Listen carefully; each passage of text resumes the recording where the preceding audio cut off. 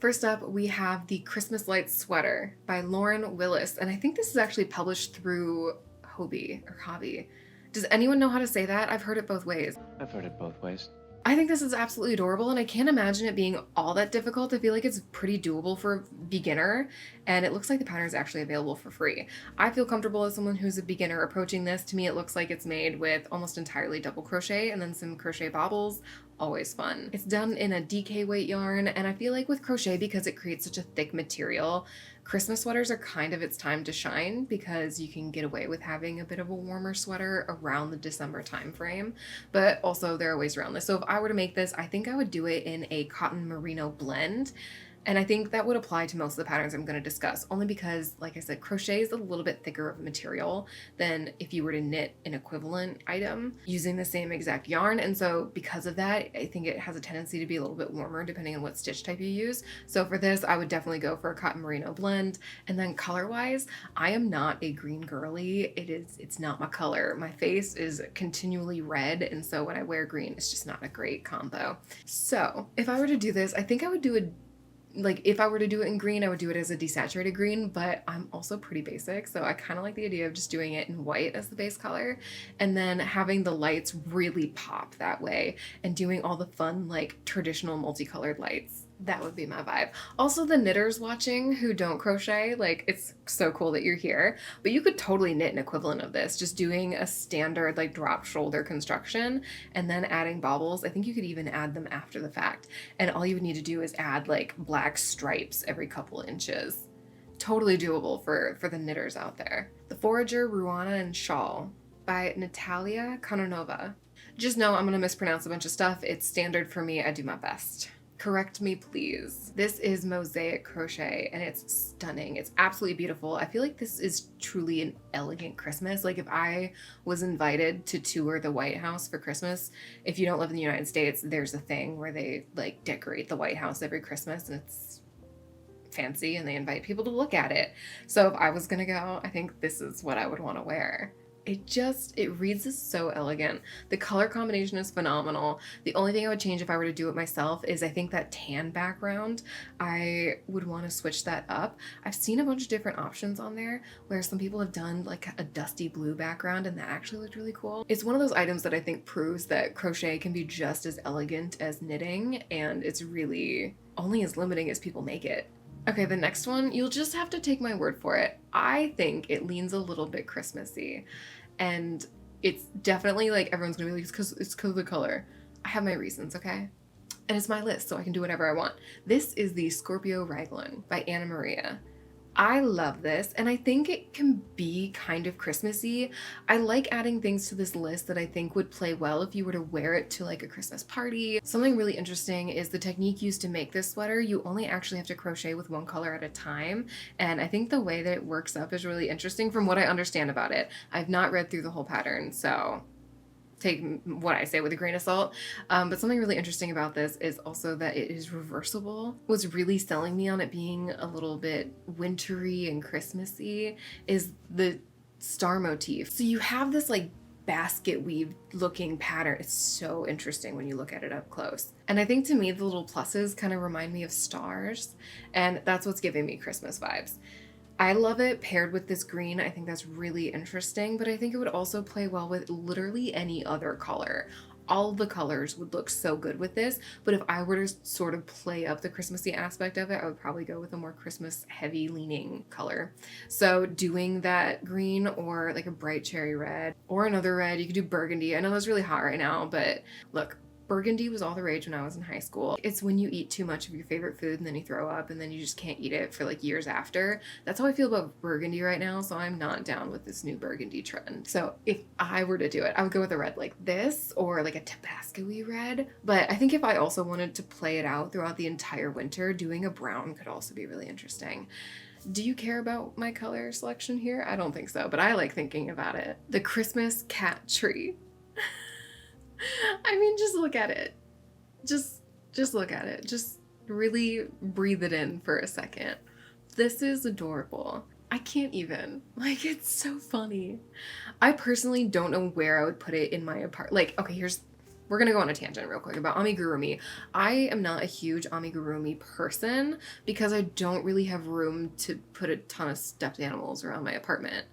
You know, we're at max capacity regarding decor, and most amigurumi, most, not all, to me, like, wouldn't really fit in with my current, like, household style. But I do have a new way of thinking about amigurumi that's really starting to change my mind. So I bought a bunch of squeakers to put in little squeaky toys. And I have been crocheting my cat's squeaky toys because weirdly enough, they do like squeaky toys. And it's been fun to sort of dip my toes into the world of amigurumi. So I just made a little like crochet blueberry and put a little squeaker in it and filled it with scrap yarn. And it's such a fun little toy. And my cats really like the smell of wool. And so I think they have fun chasing that around. I think this cat toy, like, you could size it down with just a smaller hook, but it's meant for a 3.25 hook, so it's already pretty small. So if I were to make this, it would probably be for a dog if I were to use it as a pet toy. But that's a fun way for me to think about amigurumi in a way that's more practical, because I would feel bad making something and being like, well, I have nowhere to put it. I have nowhere to store it when it's not Christmas. But if it's a pet toy, I will make room. I will make the room.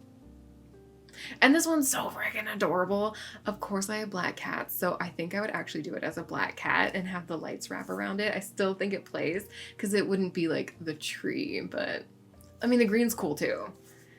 I just, look at them. Wouldn't they be cute with little lights wrapped up around them? But I can't do that in real life, so I have to do it in crochet. I would for sure also include the star on top of the head. I think that's the most adorable addition. So creative. Something else I would also consider doing with this is adding like butt cheeks. This is a Christmas ornament set by Natura Crochet. That was a tongue twister. Let's try that again. This is a Christmas ornament set by Natura Crochet. I really wanted to include these because they're so fun and detailed. That's another thing with crochet is I think people are a little bit scared of the small hooks, which is totally fine if it's a mobility thing. But from an aesthetic standpoint, I love the look of very fine detailed crochet, and this is what I would consider to be like leaning more on the detailed side of things.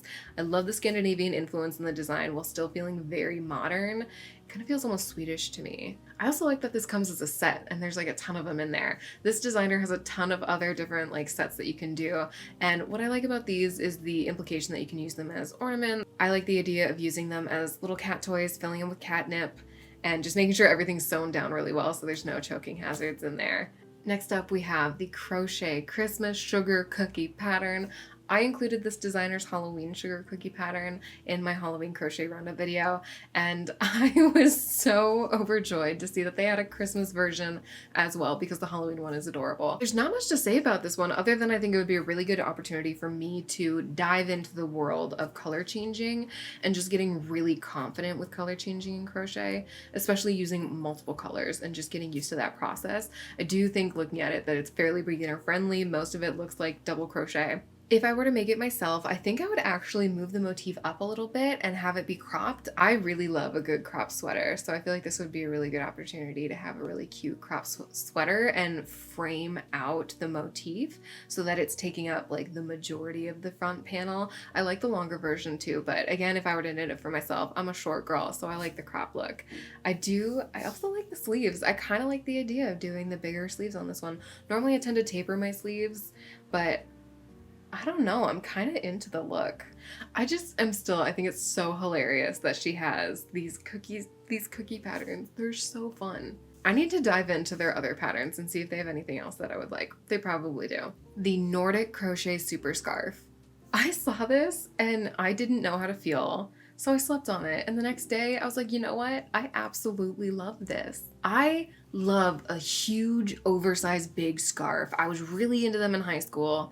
And I did stop wearing them, but I didn't get sick of them, weirdly enough. I just stopped wearing them because they kind of fell out of style. Now I'm like, you know what? They're comfy. And I think another reason is when I moved to the Pacific Northwest, it wasn't as cold anymore, so I didn't need the huge chunky scarves as much. But I kind of like the idea of doing a really big oversized one like this so that I could go on a walk with just like a sweater and kind of use this as more of a shawl and making it like extra thick. like a blanket scarf. If I were to do this myself, I would have fun with the colors here. I think it would be a fun opportunity to mix it up. I think I would actually go, weirdly enough, I would go with like a brighter color scheme. I like the idea of doing like a dusty blue background or like a yellow, like a really nice yellow. I would also totally do the fringe the same. I think it's really, I like fringe. I believe this is work corner to corner, and it's also a free pattern, so you really got very little to lose on this. I have no idea how to say this. Is it Bloma by Tatiana? It's stunning. This is grown-up crochet. This is big kid, big leagues crochet. This pattern does use brioche crochet, which I have never tried before, and now I really want to. I'm kind of scared to try this though, but I feel like I need to be confident, because how can I expect you guys to be confident approaching stuff if I can't even summon the energy to be overly confident? All right, next we have the Advent wreath. This is insane. I think it's a really fun way to approach doing something. Like, you could work on this throughout an entire year and put it together, and it would be one of those things that I would have all the time. If I were to make this and put the time and energy into it, I wouldn't want to put it outside because I'd be too worried about something happening to it. This would be a really interesting way to do an indoor wreath, because I couldn't do a living one. My cats would eat it, and that's just not fun for anyone. I wouldn't change a thing. 0 notes. Again, I think amigurumi is so fun, but there are so few ways that I can picture myself really doing it. And I don't know what counts as amigurumi. Is like any time that you're crocheting a little thing amigurumi. I don't know. But you know what I mean though, right? Like, I can't imagine making little crochet knickknacks, but this is a way that you can pull them all together in a way that looks very interesting and striking, and I would just like stare at. If this was in someone's home, I would go right up to it and I would be staring at that for like 30 minutes. Weirdly enough, I have another wreath on here that's part of the Yarn Plaza. I think it's like a crochet along. And this is a really interesting way to approach amigurumi as well if you are someone that leans towards that type of crochet. The reason I'm including this as well is it's just amazing to me. I never thought of doing like a crochet wreath before, and if I were to approach doing one, this is not at all what I would do. I would not think of this, which is why I'm so impressed by it. Like, how do you come up with that? This is sold currently online, I think at, Yarn Plaza as a kit. You can buy the whole kit. This would be a really great, like, it would take a whole year. There's no way around it. It just would. I'm really curious of how long it would take just to make one of the little things in there. Once again, if this was in someone's like house or apartment when I came over, I would spend an hour staring at this one. There's just so much going on, and it all works so well together. How did they come up with this? If you don't hate this, you should subscribe to the channel, because that makes me happy. The Nora Forest Meadow sweater, although Forest Meadow is in parentheses, so maybe it's the Nora sweater or the Forest Meadow sweater. I have no idea. It's still beautiful. Again, there are so many crochet patterns out there that lean a lot more sophisticated. I think it's really hard for me to find crochet patterns that could be described as like a sophisticated design, which is where my sense of style tends to lean with crochet. And so if you know of designers that lean into this style a lot, please write them down below. I want to know who they are. I would absolutely make this. I don't think it's like a hard stop Christmas time sort of crochet piece, but I do think if you did it in this desaturated like emerald green or like evergreen, sort of a piney color, it feels very Pacific Northwest winter to me, and I think it would make a really beautiful Christmas outfit. Could you imagine wearing this over like a satin dress, so like it looks like a long satin skirt that you either have in the same color, or I would do it in like a pale white like the color of my walls. That would be such a cute Christmas outfit. Oh my gosh, I would feel like a little forest goddess. And maybe it's the photo shoot, maybe it's the crochet piece itself, but it's giving ethereal. It feels like a Christmas spirit living in the misty woods in the winter. It's got so much going on with texture, and that's another huge source of like love for me, is really textured pieces, especially in crochet, because you can have so much fun with texture in crochet. And this definitely does it in a way that feels approachable. Like, I wouldn't feel overly intimidated by this pattern. And I like the way that it looks more fine, and because of the detailing where you have these rows that are like really stretched out stitches, I don't think it would take all that long, despite the fact that you're using a 4mm hook, which is interesting to me as well. Like, it's a 4mm hook, but it looks so much more detailed. Based on the pictures alone, I would have guessed like a 3mm at the biggest. So I'm just really impressed at how this has been put together in a way that it just looks so elegant. That is it for the main list of the 12. I have one honorable mention this time, and it is the Daria hood scarf from Free People. I don't know if it's even sold through Free People anymore or not. I pinned it on Pinterest so long ago, and I didn't even know that it was from Free People. I hadn't looked at that. I had just saved it as like crochet inspiration. I would not buy this from Free People. And yes, a lot of us know there is so far no such thing as a crochet machine, just like there are knitting machines. So you can have a robot essentially make a sweater and have that be sold in the store. But as far as like manufacturing processes go, you can't quite do that with crochet. And so most crochet that you see in stores is handmade. So this is probably made by a real human person that is not making enough money for the amount of time that this took. So we don't need to buy it because we can crochet. So we don't have to buy it. We can make it and we can copy it. I think this is so cute. It doesn't like scream Christmassy to me, but I think this crochet list is also leaning more on the winter side of things and isn't just like strictly Christmas stuff. And that's somewhat intentional because if I'm making and putting time and energy into making something, I want it to be wearable for more than just like a month out of the year. Anyways, I don't need to justify why this is on this list. It's on this list because it's freaking adorable. This is beautiful. I would absolutely do it in this white color because I'm me and white is like my favorite color, at least at the moment. It changes from year to year. It would be simple enough to make this with any granny square motif, and I love the addition of a scalloped edge, which is fully something that you can find a tutorial for on YouTube. I really want to make this. No, I have other projects I need to work on. I'm in the middle of other stuff and I don't have yarn to do this with. Okay, maybe next year. Okay, I know you're napping and I shouldn't bother you, but you wake me up when I'm sleeping all the time, so I think it's only fair. Oh, big yawn. Oh my gosh.